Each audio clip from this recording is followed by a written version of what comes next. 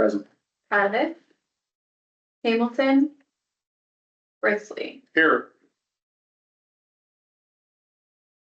Item number 2, public comment.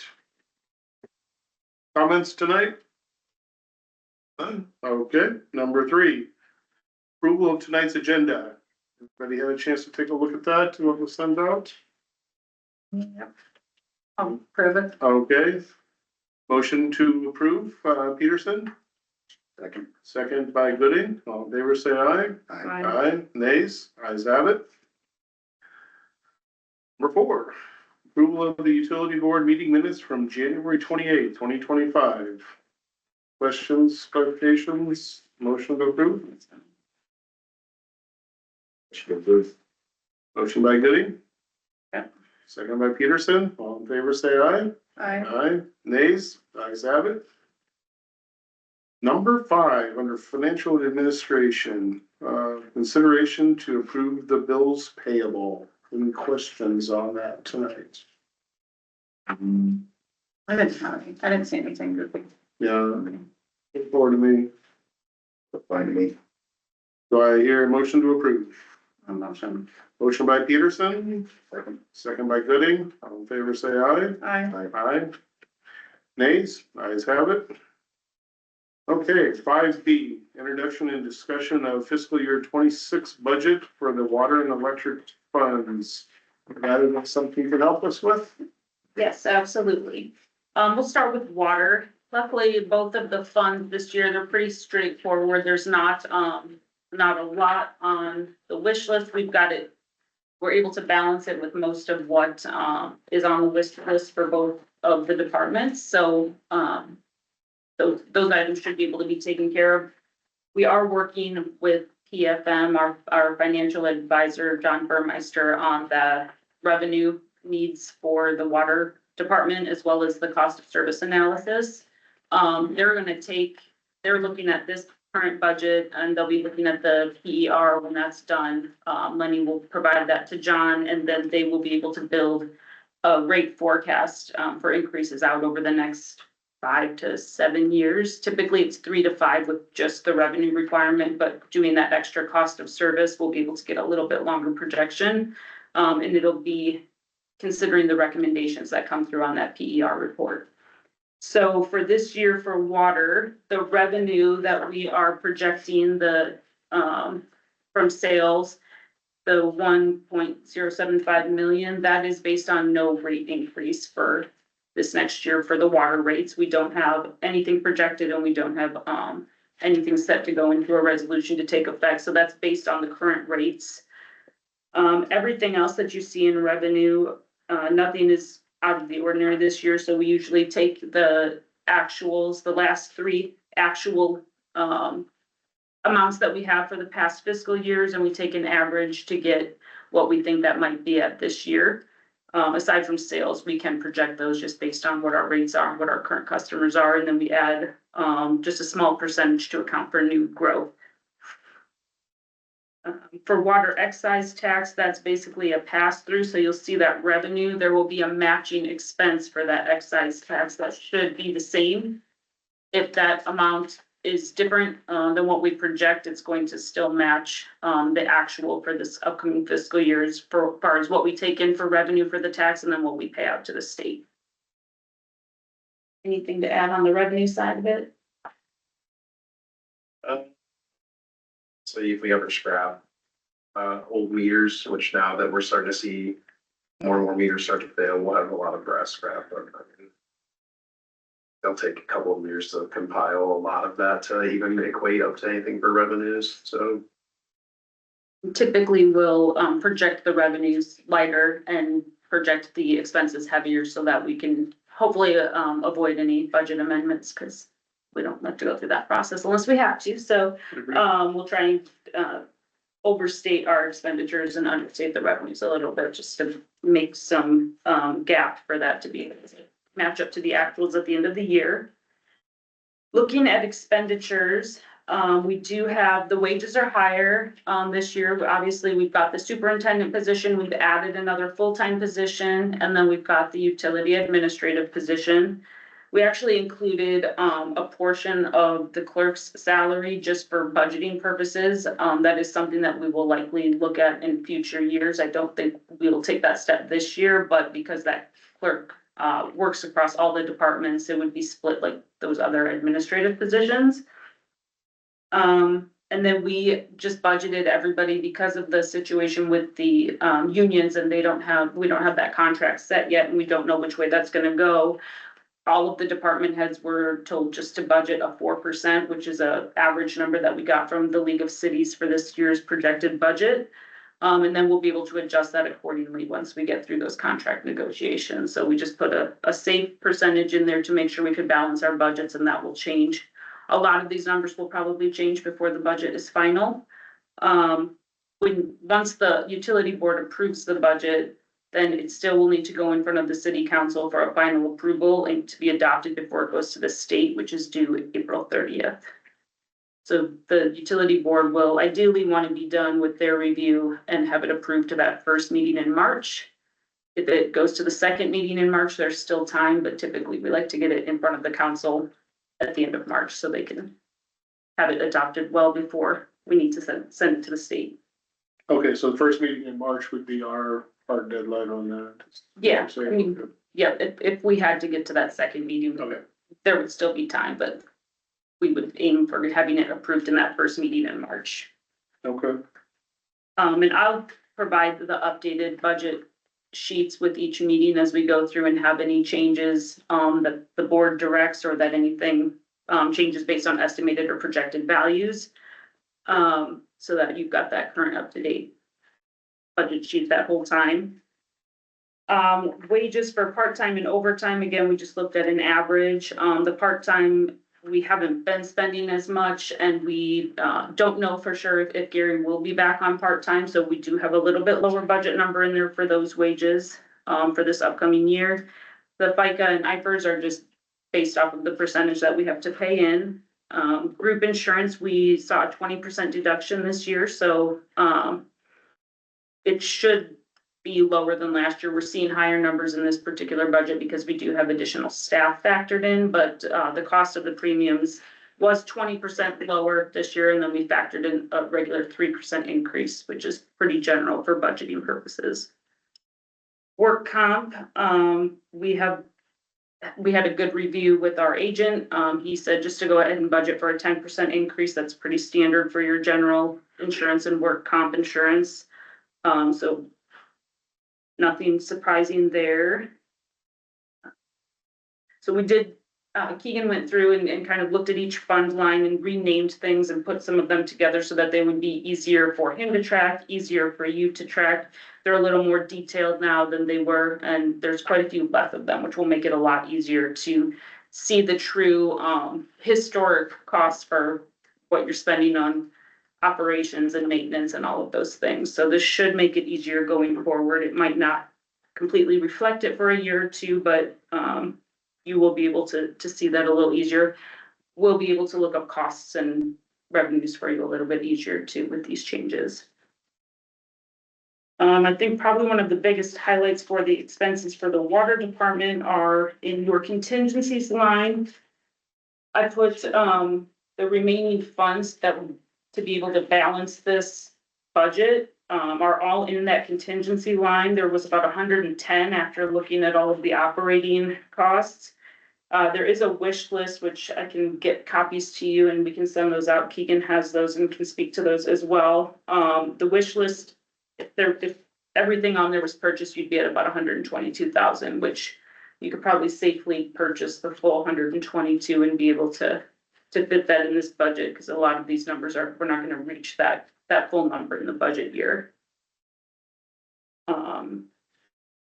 Keegan, do you have items to highlight in there as far as projects that you have? There's 100,000 budgeted in major projects. I think that's. Yeah, a lot of my other wish list items, a really big one's gonna be dependent on ISG's engineering report, because other than the tower getting rehabbed, the next list on the next item on that list would be rehabbing the treatment plant, because it's been neglected. So Yep. So we'd be looking at hopefully, I would imagine 26, 27, or 27, 28, looking at refurbishing or just rehabbing a majority of that treatment plant, so we can patch up some of the things that we're starting to notice. So early on this budget, everything, I think it's pretty much dialed in, but I think in the years coming, I think there's gonna be another big item as far as the treatment plant. So yeah, I have no other really items to highlight or add. What's the difference between equipment repair and system repair in the expenditures? So I think the equipment repair would probably go to.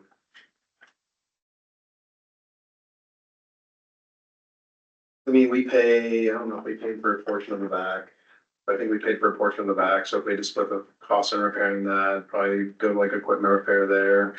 But then the system repair is, pretty much items that would go towards main breaks, so when we're purchasing, fans or tapping saddles or stuff like that, so. Just because those are projected at 0. I think they're gonna Those, get, yeah, they're gonna get moved into, or is this the updated one where they're renamed? no, we haven't removed those lines because they've got some historic costs in them. So anything that you're seeing at a 0, is combined in with another line. Oh, okay. So eventually all of those 0 lines will be able to be removed once we've had. Simplified. Yeah, Okay, so travel and conferences would go along with school and conferences? Yep. Zero, okay. so that schools and conferences is gonna reflect all of that cost that would have normally been split up between the two. I just threw it out because the PP and clothing allowance got put together when those used to be, So, never used to exist. It was just clothing. Yep. yep, vehicle O and M, that used to be vehicle operations and then vehicle maintenance on the next line. It's now gonna be vehicle operations and maintenance, and it's gonna combine those expenditures to the 10,000, and then that line will eventually go away. That makes more sense. So another, item to note for the water budget is we do have that 3-year 0% interest loan. So as we incur the costs for the engineering, which I think was around 103 or something, right around 100, we will get reimbursed for those and send those in. So we're gonna see some of that. I believe right now it's being tracked in the water projects expenditures in the 604 fund. We're gonna see some revenue come back into that between this fiscal year. It should all be in this fiscal year. So we're gonna be able to recoup that 87,852 should be able to be reimbursed out of that P&D loan. Now, operations, equipment and materials, it looks like that's quite a jump from previously. Yep, and that one is work. So that combined a couple of lines as well. It combined with operating supplies and materials. Because we were getting rid of all line items with 5 digits, we're condensing them all down to line items with 4 digits. And that's based on our billing system that we're upgrading. When we transfer our fund lines over, they can only have the 4 digits at the end. The ones with 5 digits were created internally by some department heads to identify lines differently, but we can't have 5 digits, so we're gonna have to adjust all of those lines by either combining them or renumbering them, and a lot of them can be combined and simplified process. So the $110,000 contingency, that's the one that has the note for wish list items, so that Yep. the wish list would come from the contingency fund, is that correct? Yeah, and we can break those out. I just simply put them in there for the purpose of illustrating the budget being able to balance with that amount. And we can put those into the appropriate fund lines too when we finalize the budget, but that's what the remaining amount was that wasn't allocated to something specific. And then the items on the wish list were about 122,000. I have a copy right here if you guys want to look at that, and I can send it out to you as well. But That's gonna probably change, yeah, a little bit based on the recommendations that come back from ISG too. When is So that ISG report expected? They kept telling me early spring, so hopefully by the end of March, probably April. So we won't really know Yeah, before budget. it's hard to judge. Oh, okay. But that you can leave it in the contingency line and then put it towards other things. Yeah. Where I it's know we not could look at it next year too, for next year's budget. Yeah. If we can't get it That's fine. figured out, There's gonna be some wishless items that probably fall into the 26, 27 roll over. from ISGs, so the wishless item now mostly is some like PPE stuff, some like trenching, like safety equipment and stuff like that, so. Yeah. Right now, it's like no big project is on that wish list. Okay. And you've been working with ISG on that. Is there any priority type items that he's indicated, that could come up? The leader well is going to be the number one item. That really might be something that gets pushed for this fiscal year. So it could be something that ends up taking a good chunk of that budget, just because that clear well is such a high priority thing. Same with the chlorine getting relocated to the chlorine room rather than being out in the treatment room. So I think those are the two big ones, is just potentially having to get those done in this fiscal year. Okay, yeah, I just hate to see some surprises that kind of came in as a priority, but yet we didn't plan for it. Yeah. Well, and to be honest, without dipping into the reserves, there's not a lot of room to budget them into this year. We've got about that 110 is what's not committed. But the recommendations that come from ISG in this report can be rolled into a construction loan with that P and D 0 interest. And then, just basically refinance and structure it out. That's how those loans are built to work. So if there's a really big project that's a priority, that can be considered. We also have about 900,000, set aside. Actually, I think it's $1 million, for the water rehab project. We're likely going to come in underneath that. And so there's gonna be some extra money in that capital project that can then be spent. Right now, it's still budgeted in this current fiscal year. There's a chance that this project could get done in this fiscal year. Otherwise, it's just gonna end up rolling over into next fiscal year and we'll have to rebudget it, so. Don't know until we get that bid back what that timeline is gonna be, but the money is there and it's dedicated for that project. And there's enough to cover it. Does PFM have an estimated time frame for what they're gonna get back for what we're gonna need? They're gonna wait on the preliminary engineering report from ISG so that they can build that into the rate schedule to be able to finance those projects over a term. So So, okay, they've got, the required revenue analysis done, for where we're at right now, but we wanna be able to project what those other costs are gonna be projects, since we haven't raised rates at all in a very long time. So, and again, the wages are budgeted at the highest amount to account for if both of the full-time water operators reached their grade 2 in this fiscal year. And we were contributing to the clerk's salary, and it's got everything factored in there, so we're gonna be under that wage amount too, and I'll adjust that before we finalize the budget, but I like to put in that highest case scenario to make sure that we've got the funds to balance the budget initially, and that we can adjust backwards from there. Anything else? So that's it'll probably be a few years before those operators can get their grade 2s, just because they have to maintain their grade 1s for 2 years after they get them.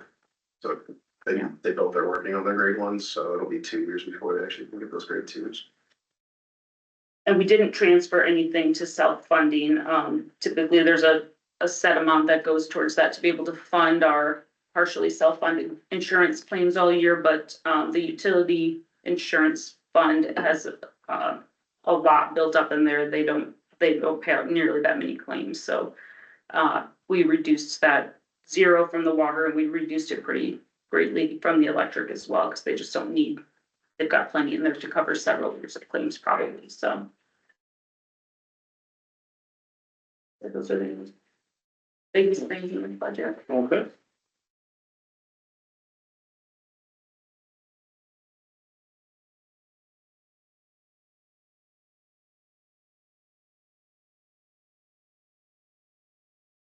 And if anybody, wants to come in and sit down and go over the budget more in depth and kind of get an idea of how that all works together, feel free to let me know. We can sit down and go through that as well. Okay, Then for the electric budget. This one also is pretty standard, straightforward this year, no major surprises. Just budgeting off of the projected, revenues based on the average over the last 12 months. When we look at all of our different revenue sources for that, we have, an income sheet or like a historical cost projection sheet that we use to be able to get the average over the last 12 months, to be able to anticipate what those revenues are gonna be. We're usually pretty close on those. Nothing vastly different as far as the revenue side. We do have a couple of changes on the expenditure side. Again, you'll see higher wages here. That's to include a journeyman if we are able to hire on another journeyman for the whole year. And that would also be including partial salary for the clerk, and I believe we put both of the apprentices at the next level for the purpose of the budget too, just to make sure we'd be able to fund all of that. It also funds 50% of the mechanic's salary. I believe 80% on the administrative salary and 2 of the utility billing clerks. Same thing with insurance, and work comp insurance. We're just budgeted at that 10%. Our reviews came back good. We don't anticipate any major increases. Again, went down 20% in our, health and medical insurance benefits. So we deducted that and then added the 3% for the next year increase. One of the biggest things in the electric budget this year is if you look at the expense line that ends in 6503, it's labeled CMPAS, that's Compass, it's the energy scheduling service. Yep. There is going to be an additional cash deposit requirement this year in the new contract. So typically we just do a cash deposit for the MISO side, and it's around 300,000 to 400,000, and then they end up refunding back what at the end of the year, or they can hold it. It's kind of up to us. With the new contract, Compass is also requesting a cash deposit. That's based on how long it takes once they request the money for it to get through the board before we can release it. So they're floating a lot of money for us and then waiting for that to come in. So they've requested a cash deposit as well, and that was negotiated in their newer contract. That's gonna add an additional 240,000 cash deposit. So that cash deposit will go from about 400,000 last year to about 600,000 this year. And again, they would refund back at the end of the year if we don't want them to continue holding it, but okay, it just kind of depends on what the value of that is at the end of that financial year. and maybe towards, this expiration of the latest contract with Compass, we might want to engage with, say, like Nextera. I know they've reached out and they would love to be, or have some, opportunity, I suppose, to, replace Compass if possible, or work with them if it could reduce our costs. I guess if it makes sense, and, we can look at that a little closer. So just for future budgets, we might be able to bring that down a little bit. Yep, and there's actually been some conversations too of joining a different co-op that would essentially get rid of the need to have that energy scheduling service, because it would be handled as being a member of that co-op. So I think we've talked to a couple of options there and have worked with Stanley Consultants. They did a rate study and done some CIP project work for the electric department. We just recently met with them and they provided some updates that they're going to summarize so we can bring those to the board, and they're going to come and meet and kind of get the history on that as well. Excellent, excellent. Colleen also went through the fund lines and kind of eliminated some that were not necessary and blended them with other fund lines to make it a little bit easier to track going forward. Reduced that insurance self-funding from the 30,000 that they usually do every year down to the 15,000. And this fund is pretty healthy, so they, put about 300,000 to capital projects every year. They will do that again this year. Colin, any updates or equipment lists, anything that we didn't highlight?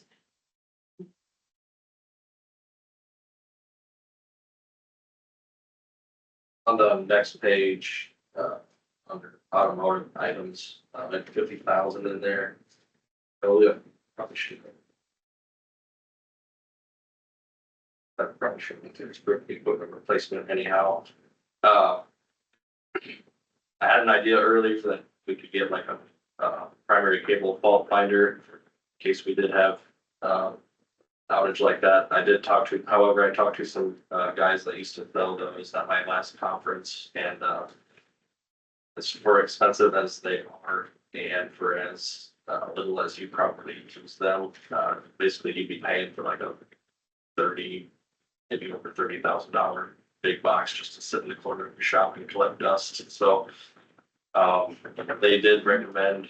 They also said like 98% of municipalities usually don't have those. Those are like easily, you can rent those, you can have somebody come out and, like do a contracted service just to find those faults for you if you need to. If it gets if a problem gets that intricate anyway. I don't remember. I didn't look into it, I guess. Well, they may have one, but I mean, there's contractors that would, because I used to provide that type of service for utilities as well, so. And again, being, trained in operation of it, is important, but there might be some alternative pieces of equipment that could help you in initially diagnosing when, if it required an outside contractor, we can discuss that afterwards, you know, as opposed to, like, say, going out and buying a thumper, you know. And it was like, in their, these salesmen I talked to, it's more like but it's a safety thing too. They said they are intricate units and dangerous to operate and stuff, and if you don't use one, and if you don't use one every, few years, you're gonna forget how to use it, and then you gotta learn how to go through the steps again. It's Sure. get pretty hairy, so. But there may be some, there might be some, pieces of equipment that could help you, and even if we looked at, say, a TDR or something that can give you a distance that's relatively easy to operate, and, you know, you won't stand on where it's thumping, but it'll get you close. So we can discuss that offline, and be less money than purchasing a thumper. Anyhow, I was just gonna point out that 50,000, that was probably gonna might get bounced around a little bit, depending on what we decide to do, or if we wait, go a different route with something else, so. Anyway, Are you talking the 50,000 that's currently in the equipment replacement? request,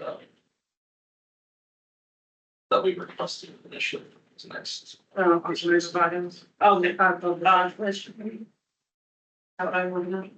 out of the depreciation expenditures, we got that 50,000, is that the one? Is it in the 635 fund, or are you in? That's the one I'm looking at. Okay. Like, I don't think 50,000 in there. Yep. Yep. Alright. Why the requested amount for the tree trimming is up quite a bit. So that's for this go around. This will be, the next, this fall or this coming winter. We'll have, contractors come out and they will trim our entire system to spec. And they are on routine to do that every other year. So they didn't do it this winter. So now I had the budget, for, those expenditures for the next fiscal year. He also combined that one with the other contracted services, so. The actual tree trimming line's at 0, and the tree trimming is going up into the contracted services line. And we'll remove those lines from your guys' final budget, we just need the historical data so we can see it, but those will be out of the final budget that you see this year, they just won't exist there anymore. And then if you guys ever wanna look back at past costs, we can pull them for you. So what are some of the capital projects we're looking at this coming year?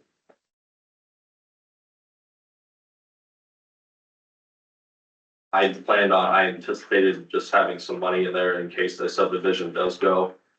And, also there's, we've had the talks and meetings about the, intersection project at, Fourth Avenue there, so. Okay. Yeah, I could see that one, but anything with subdivision related, we're recouping those costs from developers, right? I mean, it's, Some of them, yeah, it's dependent on what it is, but most of those costs that we have, like engineering related and those, we recoup those costs, but they go into, a different fund when we bring them in, so those are gonna come into our revenue line on the initial, on the 600 fund. okay, And then there are some larger CIP projects for consideration. I don't know necessarily we're at the point to execute one this year, but there are some that we'll be bringing forward that Stanley had worked on. And is kind of giving us the background on, and we'll be able to provide that to you as well. There's potential, maybe some of them could happen in this next fiscal year, but we're probably looking a year or two out, including a second feed, I believe is one thing that we're looking at. I don't even know the other ones. Just those longer. Some talks with them right now, anyhow. so dues and assessments, it looks like there was a bit of a jump there for NERC and, utility commission. That's another one that got combined. Oh. So there was, you'll see an IAMU line. And then Gotcha, okay, yep, Yep. makes sense that now. was one of the, actually, I think both of those got combined with a third one because they were both 5 digits. We had to cut them down, so. Gotcha.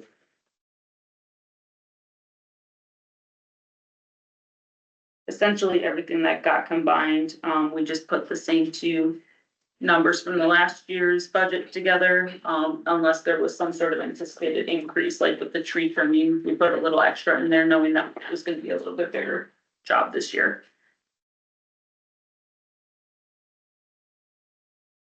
Some of them, telephone and internet, we've got the security system now, so there is some ongoing annual costs. It's just once a year, but it is an additional cost that would go into that line, so there's a slight increase there. Our billing system will be just a little bit more expensive on this new, web-based system once we get fully migrated over. It's not a huge jump from the previous annual years, but it's a couple thousand. So there's a little bit extra added into that line as well.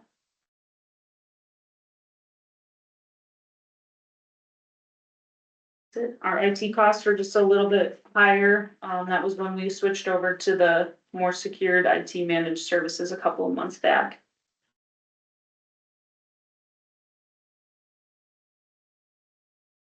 I think those are the only major changes for this year. Questions for Nevada?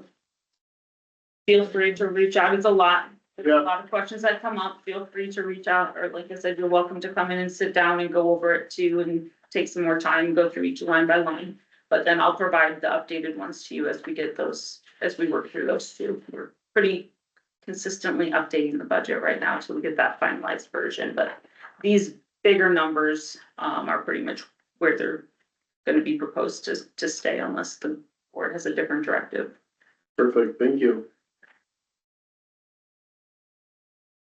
Okay, then moving on to 5C, any department updates for the financial or administrative side?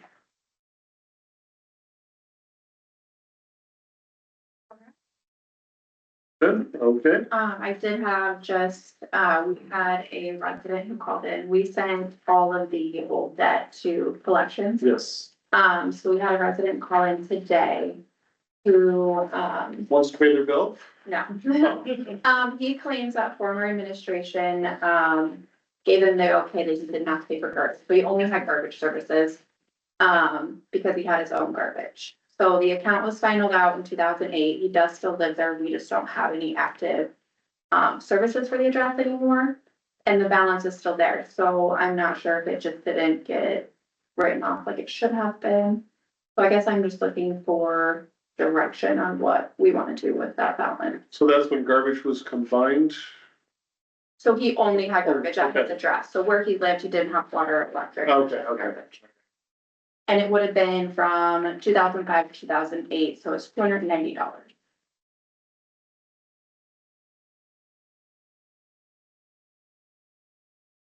Well, I can't, That's conversation. yeah, I can't speak to what previous administration had worked with them on it, so. I mean, being 20 years old, and just a couple hundred, Yeah. it's probably more worth the while just to write it off and clear it from our books. Yeah. And to not Yeah, have them, Especially if the garbage is not really even our, yeah. you know, we're just kind of a pass through. Yeah. A little percentage, yeah. yeah. Well, we know it's working. We got some action. Movement. Right. Okay, thank you. Moving on, number 6, electric department. Colin, any outages? No outages, any department updates? Yeah, end of the week, last week and, yesterday, the crew completed a pole change out at, 600 and 630 West Donahue, between the apartment complexes there. So, everything went good and, customers were very good with working with us about keeping the parking lots, clear for us, during working hours, so we can get our trucks, have truck access back there, so. And was that one that was scheduled to be replaced or? Yeah, that's one we had found, last year, but, the pole top wasn't very good, so Okay, that's, yeah, we got that. was a tree hit him and we're striking it or nothing? So, Okay. Anything else? other than that, we're working on, starting next week, we'll, I got locates called in and, we got a plan together with the guys, we're gonna start, getting poles replaced, on the block between, South Third and South Third Place off of West Sheridan Drive back there too, so. Okay, Over the years, we've kind of been rebuilding those short sections of line, because I think that's all original yet, and, they're pretty rough shape, so getting all that updated, okay. so, Thank you, Colin. yep. Moving on to number 7, water department. Any water main breaks, Steve? No main breaks. None this week, good, good. Moving on to 7B, water test results. I don't know if I sent those to you, but, Yeah, I saw some in the email. January's all passed, so the back tees, we haven't hit any compliance dates yet. Usually our compliance dates start in the spring, go through summer and fall. So as soon as those compliance tests start coming up, we'll keep you guys updated on those, but right now, yeah, back tees, fluoride, Okay. that sounds good. All right. Okay. Number 7C, consideration to approve the renewal of service agreement with Climate Engineers.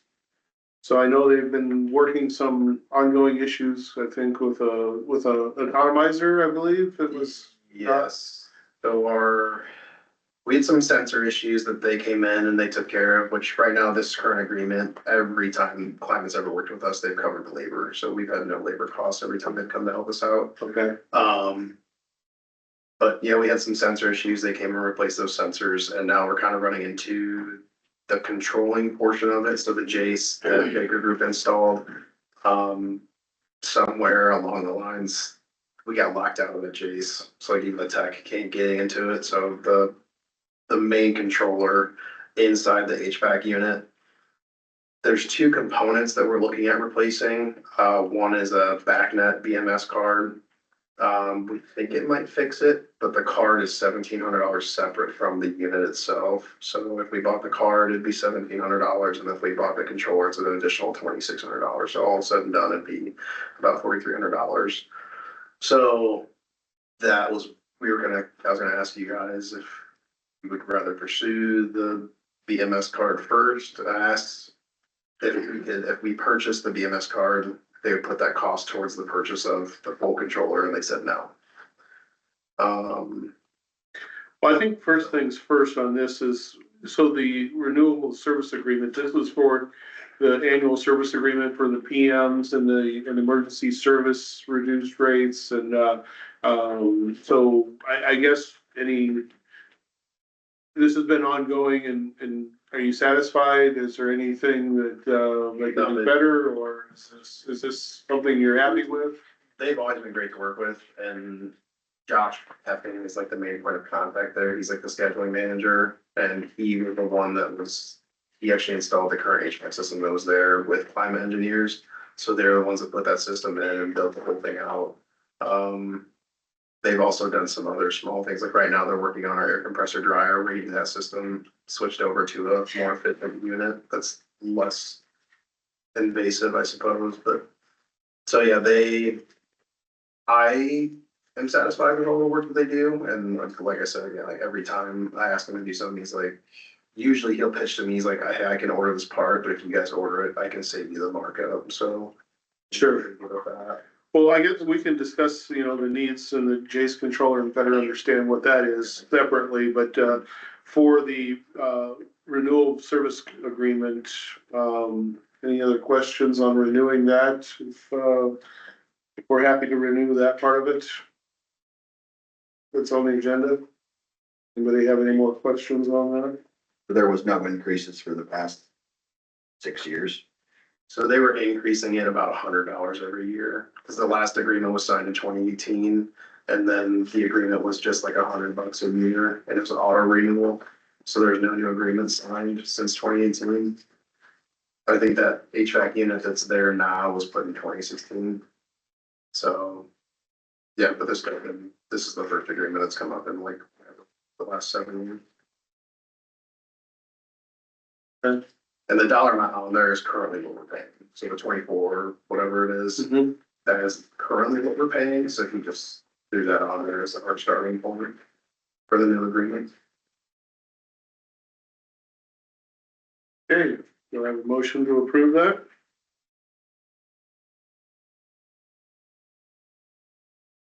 Motion to approve. Motion by Gooding, Second. second by Peterson. All in favor, say aye. Aye. Aye, nays, ayes have it. As far as any of like the Jace controller, any other recommended repairs, we probably needs more information and I get that on next agenda. The next agenda. It's not critical, we're not, No, so Okay. right now, it's the warmer weather's actually been saving us, is the heater that we're borrowing from electric or the waste department has been more than sufficient. We're able to keep it like the 80 degrees in the treatment room.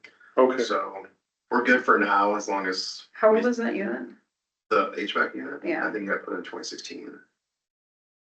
So coming up on 9 years.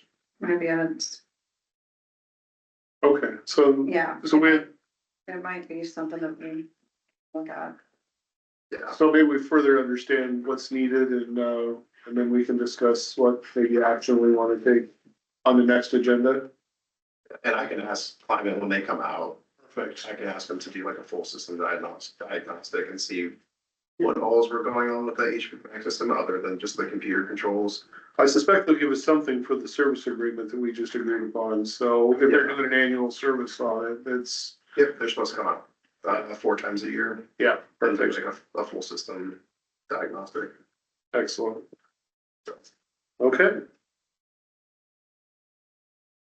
Moving on to 7D, consideration to approve 16th Avenue Water Tower rehab paint design.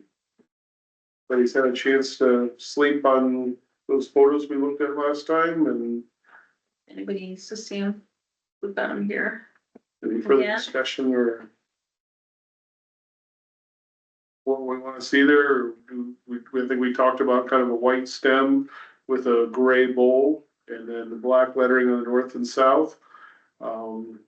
As far as just the basic paint scheme, Is there a font that matches the city's website font? We can certainly ask. I don't know if we've checked that out. I know font, like font and color, you'll be able to change pretty close up to construction, as long as we know what needs to be painted so we can get a cost.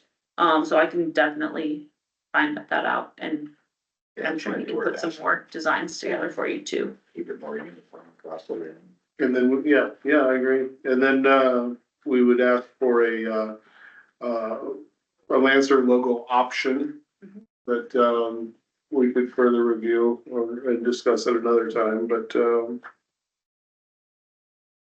Yeah, cause if that's gonna be on the bid, we can check yes or no, I think, at that time. yeah, 'cause I don't think we all have a grasp of what that's actually gonna cost. Yeah. You know, and, Who was gonna reach out to, studying about seeing if he would, I talked to him tonight. Yeah.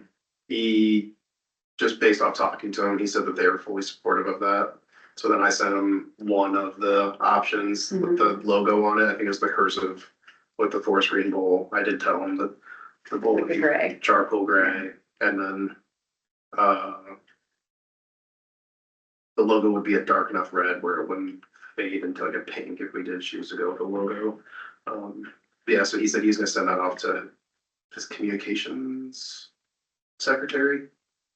But he said that they would be fully supportive of the logo being put on there. okay, so, but for now, we agree it's gray, not green on the Right. bowl. Yep. And the stem is white and the logo is, we did be decided on the To be font, but determined. yeah, but the, Yeah. the logo itself, or the Eldridge name itself would be in black.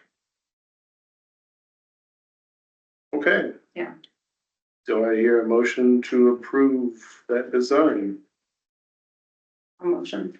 second, By Peterson, second by Make that Gunn. the logo in the dark gray to match the bowl too.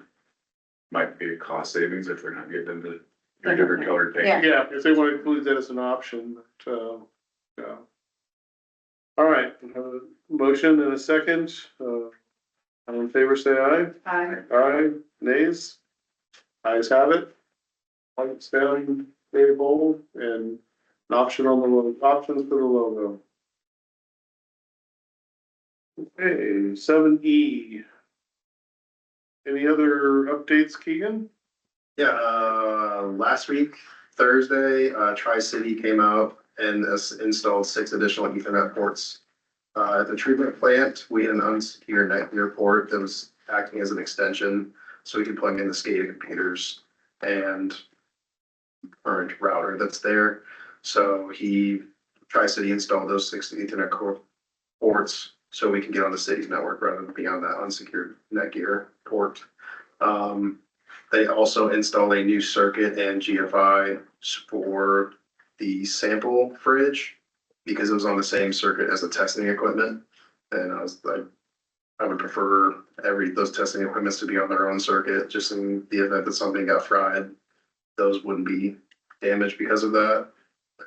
Althofer, the CAT technician, they came out and they did their annual service for the generators. Well number 3's coolant was a milky dark brown color and they took it out for analysis. And then they actually got me the analysis back today, so I can send those to you to send those to the board. But that coolant system required a total flushing because of the debris that was in that milky coolant. Was it just debris that they found, or was that an oil? I didn't fully go in depth on the report because I got them at like 2:45, 3 o'clock. Okay. So I'm gonna deep dive into those tomorrow and I can send them to you. Yeah, if it's milky, it's. It was like a very milky dark color. So yeah, they did the flush and they replaced it. But I was like, sure, that's how these things don't get blood going through it, but. Okay, The jacket heaters, the jacket water heaters were also not functioning for well 3, so those got replaced. But other than that, all the other generators were running good after their annual maintenance. QC Analytical is either partnering or have been purchased by Test Inc. So their new invoices, they threw me for a loop. I thought it was like a scam. So when we took back teeth last month, I asked them, I was like, did you guys partnership or get purchased out by somebody? So they did get purchased or partner with Test Inc. So now it's could be where those invoices are coming from, out of Peru only. And then the meters for Shared Meadows have been ordered. They haven't come in yet. And then I will work with Cindy to get those installed. But other than that, good sailing. Keegan? You can All right. Number 8, adjournment. There a motion to adjourn? Motion. Motion by Peterson, second by Gooding, all in favor, say aye. Aye. Nays? Ayes have it. Thank you, everyone. Appreciate it.